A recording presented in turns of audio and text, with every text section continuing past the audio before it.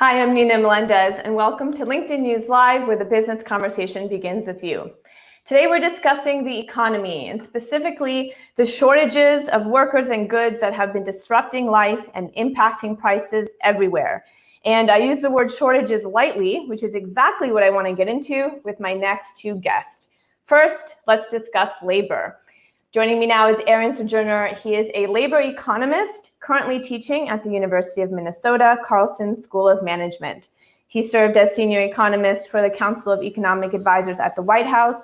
He's an alum of Yale and the University of Chicago and got his doctorate in economics at Northwestern University. Aaron, welcome to the show. Thanks, Nina. Pleasure to be here. So, Aaron, we are down about 7.5 million jobs right now compared to where we were last year. Before we get into the worker shortage, can you give me a sense of what these jobs are that we're missing right now? It's pretty broad. I mean, it's certainly concentrated in close-up personal services, restaurants, haircuts, massages, things that are in-person services, but it's still pretty broad, and it affects people who have less education more, people with lower wages more, concentrated at sort of the bottom of the labor market. So considering that it's probably bottom of the labor market, then is perhaps this shortage due to the fact that maybe things aren't so dire yet that folks who maybe have higher education or aren't naturally part of the lower labor market, they're not that interested then in taking up these jobs? I guess I would think the first order reason why the crisis started and why the jobs were destroyed in the first place is the public health issues and the extra risk from work and from production in face-to-face sort of jobs.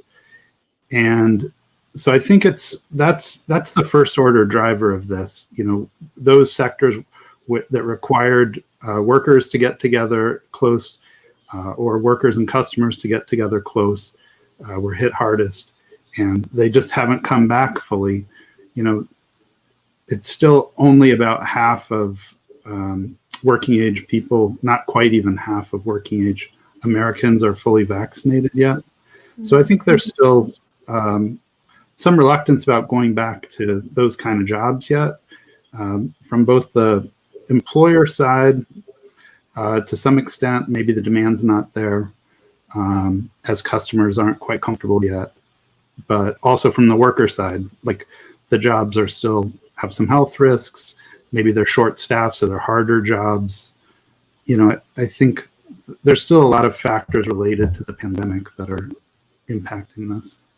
So there's no like one size fits all answer for this. It sounds like, it's hard to talk about the labor shortage and not talk about minimum wage and, the growing outcry for more incentive for employees to join the workforce. What are your thoughts on that? Do you think that if we raise the minimum wage, we might see more people applying for some of these jobs? It's possible. I think the first order thing is to crush the virus and confront the public health issues, and help people get comfortable understanding that the vaccines are safe and effective. There's other sort of labor market policy things that we can talk about, like minimum wage.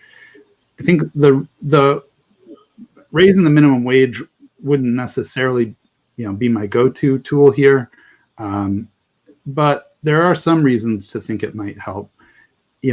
If you put more money into people's pockets, there's more demand for services and goods in the community, and if it's coming out of, And then the second thing is basically that employers are maybe reluctant to bid up wages, because right now if they're paying people low wages, if they give the next person a raise, they're probably going to have to give everybody else some raise to keep them on board and happy. And so I think there are some employers with minimum wage employees who, are trying to keep, they're posting job openings. They're trying to find people to take these minimum wage jobs, but nobody wants them. And they maybe would want to hire somebody at a higher wage if they could keep their current workforce at a lower wage, but they know they can't. And so they just sort of keep posting for a low wage job and hoping somebody will fill it, but not succeeding at that. But they don't want to give a raise because then it cuts into their profits on everybody they have now. Right. So Aaron, you're saying, listen, when COVID is finally over, whenever that is, when everything is safe again, we're not going to see this labor shortage happen, right? I'm curious if what COVID has done is made everyone sort of reassess working conditions and how much they're willing to sacrifice and work. As a labor economist, what are your thoughts on what we can see in the future for what the landscape is going to look like for both wages, but for employees, and how employees are treated and how much employers are willing to give? Yeah, I mean, so we're all speculating here.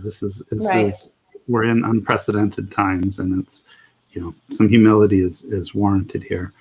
I do think, the way business is done has changed. I think a lot of people have, taken on the fixed cost of learning how to operate and do a lot of their job as much as possible through computers from home. A lot of organizations have figured out, push the limits of how productive their employees can be remotely. And, now that we've figured that stuff out, it's cheaper to continue it, right? So it forced us all to figure that stuff out.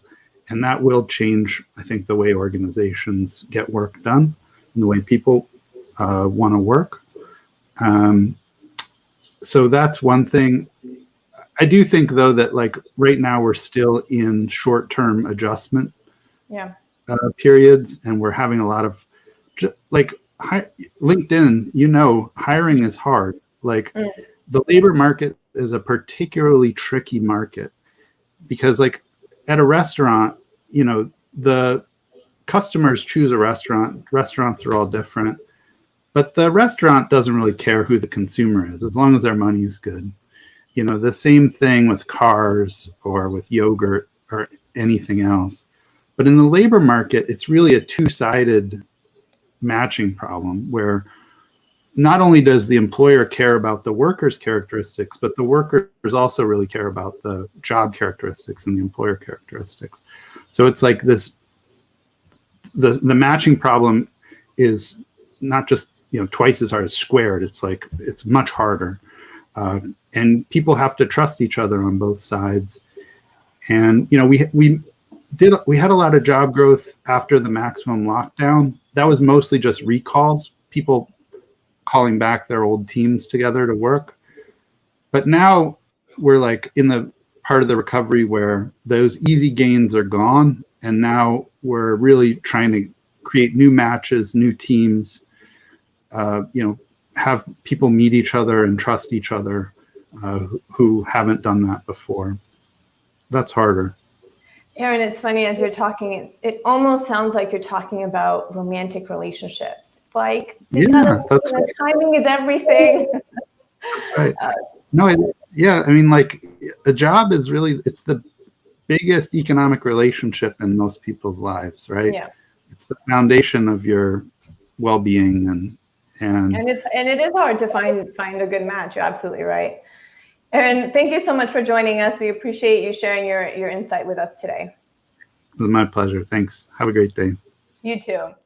That was Aaron Sojourner. He's a professor at the University of Minnesota. Now let's dig into the commodities crunch and why you are seeing things disappearing from the shelves at your local grocery store. I want to bring in my next guest, Britton Ladd. He is the Chief Supply Chain and Marketing Officer at Pulse Integration. He worked at Amazon in expansion and operations. After advising at Deloitte and Capgemini, he received not one, not two, but 3 master's degrees. Britton, welcome to the show. Thanks for joining us. Thank you. Thank you so much for asking me to be here, Nina. It's great to have you. Britton, I'm just going to go through a list of things. And for the viewers who are watching, if there's anything that you're seeing, anything that you want to ask Britton, he is He is the guru of all things supply chain management and can answer all of your questions. He's lived around the world, India, where in Africa you said, was it Kenya, Saudi Arabia? Yep. Anything you want to know, ask, and we'll attempt to get that answered. My first question for you, Britton, as I'm sort of in the hunt for a house, is this lumber shortage that I keep hearing about. Can you tell me what is happening with the lumber shortage right now? Truly, this is unprecedented what we are seeing. A record was set in May for lumber prices, and they priced lumber by 1,000 board feet. And lumber hit a price of over $1,500. Now, to give you a frame of reference, prior to COVID-19, the price of lumber really was hovering between $330 and $500. So to hit $1,500 is something most people never thought would occur. The challenge is that adds about $36,000 to the average price of a home. And I get an awful lot of email and an awful lot of emails from individuals on LinkedIn, and they ask me, so what's really causing this? And it's not a one-size-fits-all answer like you used earlier. So what happened was, after the Great Recession, 2007 to 2009, a lot of lumber companies said, we're never going to go through this again. We don't think we're going to see a big spike in housing construction. So we're going to intentionally pull back. During this process, about 30 lumber mills went out of business. Actually, I did a research on this, and it's actually closer to 40. And what happened then in the early 2000s is that there was a massive beetle infestation. And that took out about 40 million acres of trees in Canada and parts of the US. Then there were large numbers of fires. Then we hit COVID.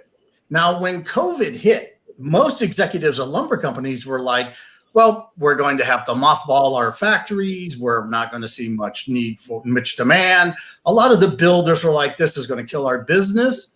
But what everyone forgot is that when you're stuck at home and all you can do is look at the four walls, suddenly the house you've been living in for 5 years or 10 years, or the apartment, starts looking very dull. And so the opposite happened.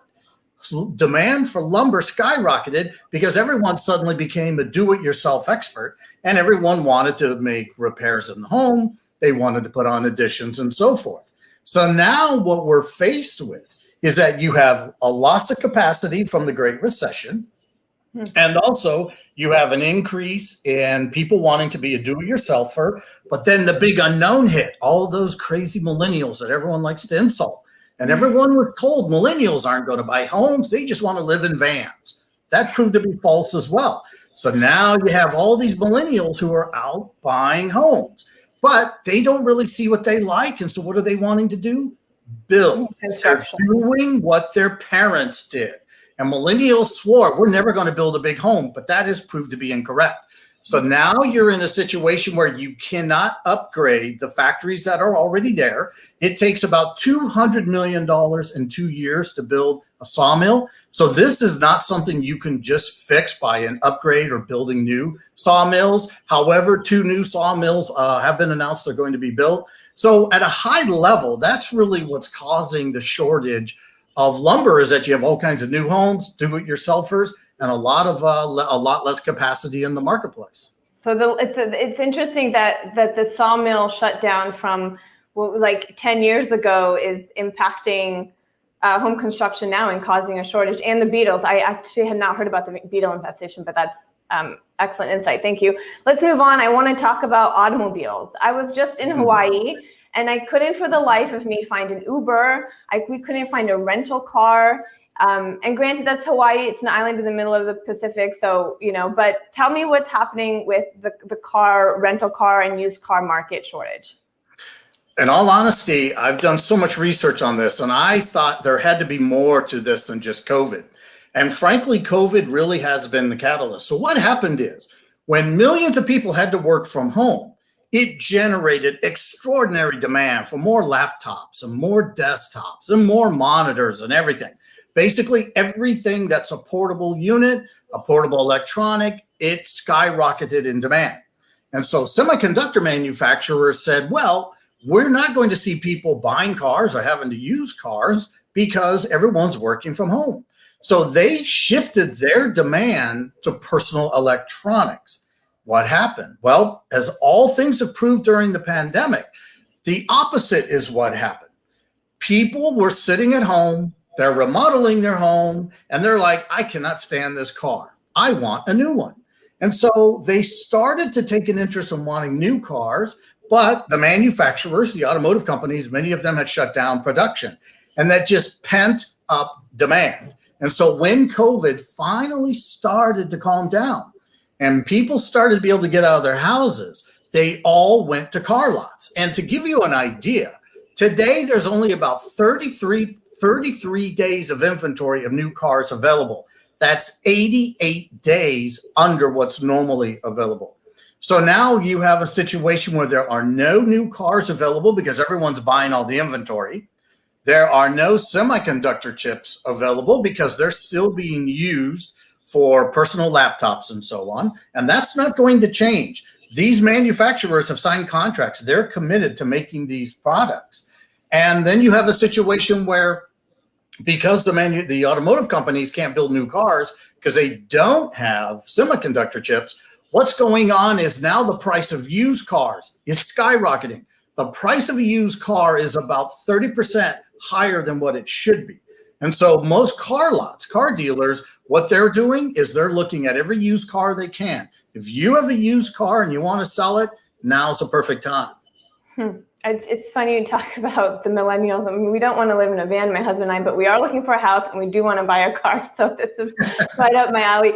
Britton, I just want to say hi to some of the folks who are joining us on the stream. We've got Bernard from Austin, Helena from Portugal, and Georgette from Atlanta. For anyone who's watching, feel free to ask Britton a question. We'll try and get those answered for you live. I've got a question from Swire. He says, some companies are paying 10 times more in shipping. Is this temporary? Britton, what are your thoughts? Well, it's really not temporary. And here's the big problem. The pent-up demand. You have people who want to buy everything, furniture. They want to buy clothing. They want to buy shoes. Everybody wants to buy product. But what's going on in the West Coast is like something out of a movie. You have all kinds of ships, big, massive container ships, and they're sitting off the coast. They have thousands and thousands of cargo containers, 20 foot in length and 40 foot in length. They're waiting to be unloaded. There's a backlog of several months. So now what's happening is that all this product is in the containers, but they can't get offloaded at the ports on the West Coast. Because of that, there's a lack of shipping containers. Those shipping containers on the West Coast actually should already be back in China and Southeast Asian countries. So because of this massive imbalance, you have companies that have no choice but to pay, the person just asked and stated, 10 times more than what they normally would pay. This is going to continue because there's no easy way to transport thousands and thousands of shipping containers from the West Coast all the way to China. It can take 3 to 4 weeks, depending on how fast you travel. Once you get to China, they have a massive backlog of products that they have to manufacture and orders they have to fill. So you're literally what I refer to as the Sisyphus problem. Sisyphus, who was punished and had to continually push a stone up the hill, only see the stone fall back to the bottom as he got to the top. That's really what we're experiencing here in ocean shipping, to the point. And I have to really credit Home Depot for this. Home Depot leased their own cargo container ship, and that ship is moving product exclusively for Home Depot. And I believe that's what you're going to see from other companies. I believe you'll see retailers begin to partner. I still believe Home Depot and Walmart should partner. And I honestly believe Home Depot and Walmart actually should merge. But there's going to be an increase in collaborative shipping for truckload and LTL. There's going to have to be a need for collaboration in ocean shipping. And then air cargo is also at its highest rates as well. But this is going to continue. This is one of those things where you can't just snap the finger and it goes away. There seems to be such a ripple effect, right? So if we're talking about the cargo ships, once the cargo ships hit the port, there's then the issue of getting the goods from the port around the country. But if there's a lack of automobiles, if there's a shortage in trucks and in drivers, then that is also going to contribute to the delay or the shortage as well. And there's delay of truck drivers. The association, the Truck Driving Association estimates there are about 75,000 drivers short. So you can imagine how that does, as you said, have a ripple effect on the industry. I'm sorry, Britton. I'm having your audio is coming a little bit choppy. Can I just have you restart refresh your browser real quick? How's that? Yep. No, just refresh. Just hit refresh. It'll go dark, and then you'll come back on. You're coming in. You sound like a robot. There you go. In the meantime, I want to say hi to some of our guests who are joining. We've got Dolores from Dallas. Good to see you again, Dolores. Macedo from Togo, Adam from Kansas City, Jackie from Michigan, Nima from Canada, and Kathleen from Seattle. So we've got several people in port cities and all over the United States. Any questions that you have for Britton, feel free to ask them. We're talking about the shortages and the impact on supply chain. Britton, you're back. Let's see if we can hear you a little bit more clearer now. So how now? How do I sound? There you go. You don't sound like a robot anymore. Perfect. Okay, good. I wanted to ask you a question very quickly on the semiconductors. So right now, it's a bit of a tangent, so we'll make it quick. But so right now, China is manufacturing the majority of our semiconductors. Is that correct? And that is true. And in the latest bill that came out of Washington, part of the money that was allocated was so that we could start manufacturing them here in the U.S. It was a bipartisan bill that I think $250 billion. Will we see less shortages if we start manufacturing them here in the U.S.? Or what are your thoughts on that? In a perfect world, that would actually occur. You would see more semiconductor manufacturing plants open. The problem is that a lot of cities and states don't want semiconductor plants in their backyard. So there's going to be resistance. There's going to be lawsuits about this. Also, one of the things that I do as a consultant is I work with companies who want to bring their manufacturing, say, from China to the US, and the amount of regulations they have to go through. And the fact that manufacturing chips in the US increases the price of a chip between 15 all the way to 40% is going to really throw a wrench, I think, in the works of this grand plan that they have in Congress. So if they could build the plants, oh, absolutely, the shortage would go away. But the other thing we have to take into account is it can take upwards of 1 to 3 years to open a semiconductor plant. So again, there is no quick fix here for any of this. I want to get to a question asked actually by one of our members, Adam. He's saying, do you see more drivers coming into the workforce because of higher pay, or will the driver shortage continue? So I know you're not the labor economist we were speaking with earlier, but just would love to get your thoughts on that, Britton. No. I do a lot of work with the American Trucking Association. I do research for them. No, you're going to constantly see a shortage of drivers, which is why I'm amazed that more cities and states, and I'm amazed that Congress isn't mandating that cities and states open up lanes and find ways to pass legislation that allows for autonomous trucks to be on the road and be able to find a way to put more trucks on the road that don't require drivers behind the wheel at all. You can do it safely by dedicating certain lanes. But no, I've been working in this industry for quite some time. I work with companies globally, and every one of them are having a challenge of finding drivers, and it's only going to happen. It's only going to continue. So I believe the best thing we can do here is really put our time, money, and effort on autonomous trucks to find a way to leverage them to balance out the shortage of drivers. Interesting. Autonomous trucks. I don't know if I want to be on the road with autonomous trucks, but we can't get into that. Let's move on to poultry. There was I think one of our wonderful interns who mentioned that there is a shortage of chicken right now. And tell me about this. What's happening? July 4th is just around the corner. Please tell me we'll have something to grill.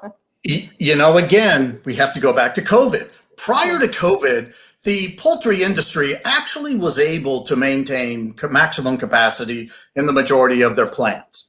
But then COVID hit, And meatpacking plants, poultry plants, and so forth were hotbeds of the COVID virus. There were many, many people who were ill who worked in poultry plants and beef plants, and there are actually quite a few deaths. And so people who normally worked in chicken plants, they've said, no, I don't want to do that anymore. So there's a massive shortage of workers to work in chicken processing plants. That's issue number one. But then what happened? Marketing. All those really smart people on Madison Avenue said, we got to find a way to sell more products for some of our clients, the clients of ours that are in the restaurant business. And then everybody said, I got it, the chicken sandwich. So you have Popeye's chicken sandwich, you have the Kentucky Fried chicken sandwich, and McDonald's has a chicken sandwich, and Burger King has a chicken sandwich, and there's this massive chicken sandwich war. So everybody went out, they bought a ton of chicken sandwiches. Anytime that happens, there's a massive spike in demand.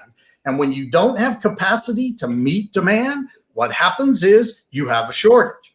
So you take into a fact that you don't have people who work in chicken factories. You have all this chicken on the market, that all these chicken sandwiches and so forth that people eat, and you don't have enough capacity to meet demand. But then something's interesting as well. Chicken is the primary protein that people eat. I know I work out all the time. So I eat about 6 chicken breasts a day, just myself. Sometimes I drink as many as 20 eggs a day. So I live and breathe, frankly, my diet, my physique lives and breathes by chicken. So you can imagine how stressed I am over this. So there's no easy fix to this. I've spoken with many people in the poultry industry, and they all say the same thing. They cannot use enough robots or find a way to use robots to get the factories working. This is really a people issue, and it's going to be a shortage. And so what will happen is you'll have to have more plants open, and you'll also have to see more purchasing of poultry from different countries. And so you'll see demand, or I should say capacity, move to Latin America and other countries where the regulations are lax, and they'll be importing more chicken into the country. Frankly, it's what I had to go through in Africa to meet demand there. Britton, there's something that you mentioned earlier when we were talking about the sawmills. You were saying that they really pulled back, right? When after the housing crisis, they're like, we're not going to be building, so have the surplus of inventory. We're going to pull back on building. And it makes me think of Toyota and the just-in-time manufacturing idea of Toyota, where they were like, we're just going to supply, for those who don't know, we're just going to supply exactly what is needed in order to meet demand. There was no padding of inventory. So many businesses decide to do that to stay agile. And then what happens when suddenly there's an influx of demand, there's no backup inventory. Like the chickens that you were just talking about. Has COVID changed that? Are we going to see businesses now, stop being so thin with their inventory and start padding up a little bit more? Are we going to see the end essentially of just-in-time manufacturing strategy? Well, first of all, you get an A+ for bringing up Toyota in this. I'm a master black belt in Six Sigma, and I'm a certified lean sensei. I teach the Toyota production system. And this actually is a case study for how the perfect system, maybe for manufacturing, can actually go awry. And that's what we've really encountered. Inventories were so low that when COVID hit, that's why there were shortages in grocery stores. There was no backup safety stock. So you're going to have a situation where I believe the federal government and city states are going to be saying to retailers, you must find a way to have more safety stock in place for really the essential items, the hand cleaner, the toilet paper, and things like that, paper towels. Have more of that stock available so that if something happens, like in the fall, if a new type of COVID comes along, or the COVID we have, COVID-19 becomes worse, that you can actually replenish demand in the stores and prevent this situation where we have all these out of stocks. So I don't know exactly what the perfect manufacturing model will be. I'm not ready to throw out the Toyota production system and abandon just-in-time altogether. But I certainly am someone who says you better do a lot more risk management, and you better be willing to do a lot more supply chain network optimization modeling, to where you say, if I introduce stochastic modeling, I introduce unknown demand that comes out of nowhere, how does my supply chain react? and you need to make supply chains more resilient. And that's really what I believe the focus is going to be on: resilient supply chains that are more willing and more capable of taking a pounding, giving companies time to replenish through these supply chains. So hopefully you don't have these massive shortages anymore. But that was really a good thing to bring up, Nina. Britton, before I let you go, and I'm sorry we have to wrap this, but one last question is, many businesses are reliant on low-wage countries for their supplies. I think China and India. When you look at COVID and the impact that it had on these economies and these markets, specifically India, for example, and how horrible it's been there, how do you see COVID and this experience changing where we manufacture and where we supply from moving forward? In all honesty, the word that everybody should get used to is robotics, because I believe the only way to solve a lot of the problems we've encountered is through the use of robotics. Whether this is in India or whether it's Latin America, there are 29 states in India. I've been to 27 of them. And as I speak to individuals in India over the last several months, what they're telling me is that they know they're going to have to start to automate. They're no longer going to be able to just simply say, well, we have hundreds of millions of people, we have a large labor force, we can always depend on that. No, they're going to have to automate. China, Southeast Asia is automating more. I'm working with a very large commercial real estate company in Brazil. What did they contact me for? They want to automate. They want to introduce robotics. And so what's interesting is this, and this is a great question, Nina. What's interesting is that really what's going to happen is, will we be able to have low-cost country sourcing and low-cost country manufacturing as much as we did as we go over the next 2, 3, and 4 years? And I don't believe we will. I believe that through no choice of their own, or no fault of their own, they'll have no choice but to automate. And through that automation, that's going to raise wages, but also what it's going to do is going to close the gap of where can I really achieve savings from where I procure items. So I think we're going to see so much disruption between now and 2030. Matter of fact, I think we'll see more disruption in manufacturing and low-wage country sourcing than we have seen in the prior 100 years. So I really think we're in for a rough patch, but I also think we're in for a very important patch, because I'd much rather see automation and be able to then say, if I have automation, now for all these individuals who used to work with their hands, how do I help them work more with their mind? So that's really what I'm hoping. Maybe I'm a little naive to think that way, but that's really what I'm hoping occurs here. And I think India will be the one who does that. Britton, I could talk to you for another 20 minutes, but we have to leave it there. Really appreciate you coming on the show and letting us pick your brain. Thank you. Thank you so much, Nina. Truly enjoyed it. Thank you so much. That was Britton Ladd. He is the Chief Supply Chain and Marketing Officer at Pulse Integrated. And for everyone who joined the show today and asked questions and participated in the comments, you can continue here, or you can check out some of the other stories that we have here on LinkedIn to the right of your feed, or if you're on mobile, you can click into the search box. Thursday, my colleague Caroline Fairchild will be doing a show celebrating Juneteenth with a conversation about Black economic mobility and how to overcome the barriers to wealth creation that continue to persist to this day in corporate America. I'm Nina Melendez. Thank you so much for watching LinkedIn News Live.